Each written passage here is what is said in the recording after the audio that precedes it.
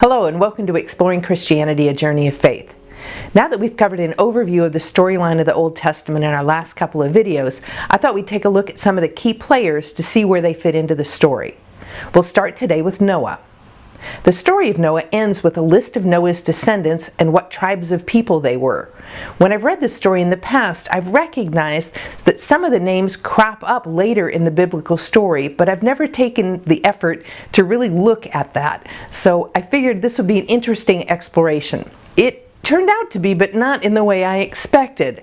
I was very surprised to uncover disturbing positions that were taken by some clergy in history that ties directly to the story of Noah's descendants.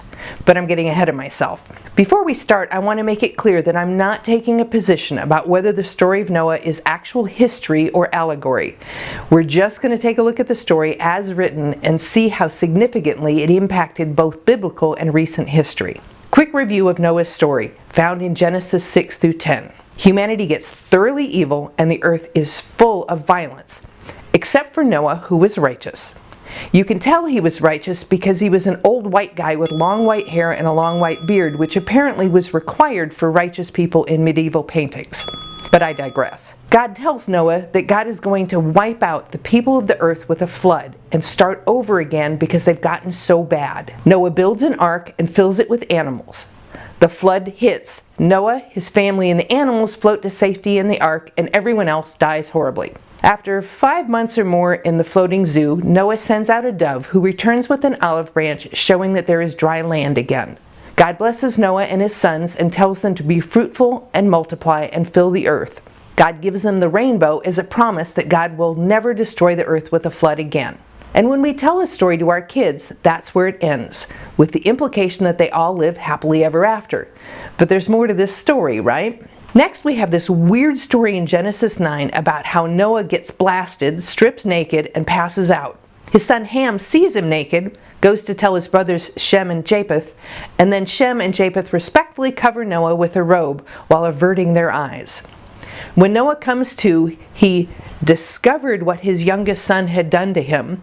He then curses Ham's son Canaan and blesses Shem and Japheth.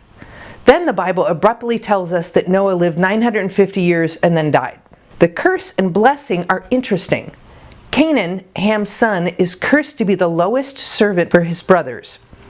Noah asked God to bless Shem and Japheth with Canaan as his servant and to give space to Japheth or to enlarge Japheth depending on the translation, and says that Japheth will live in Shem's tents.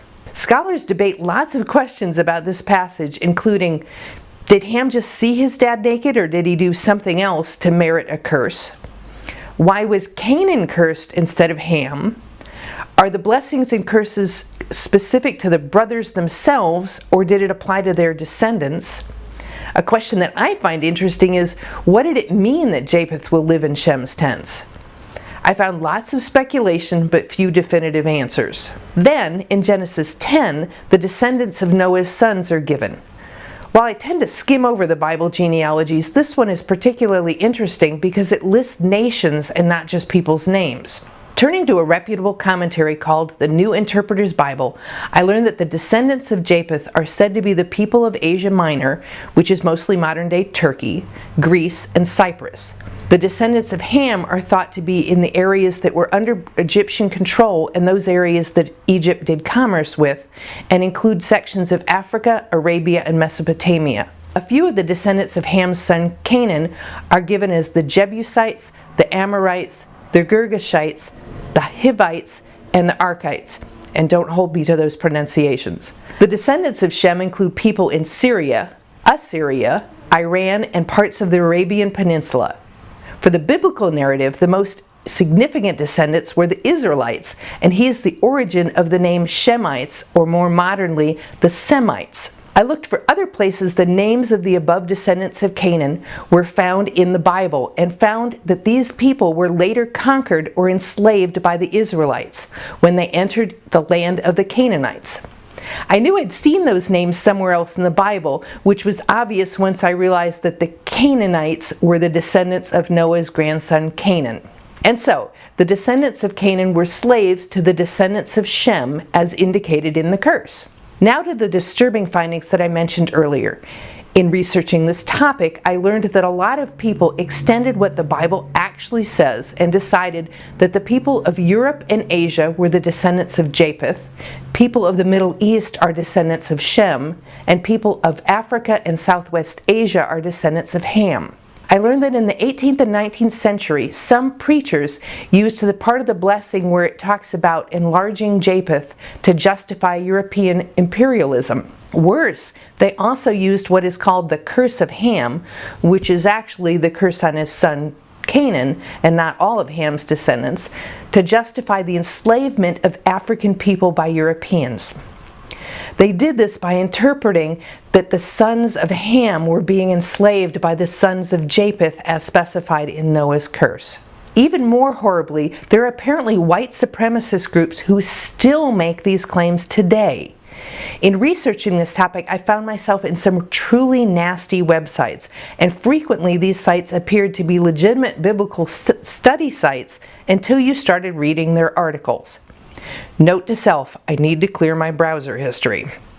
These sites so overwhelmed actual scholarly sites that I had a really hard time trying to find reliable information.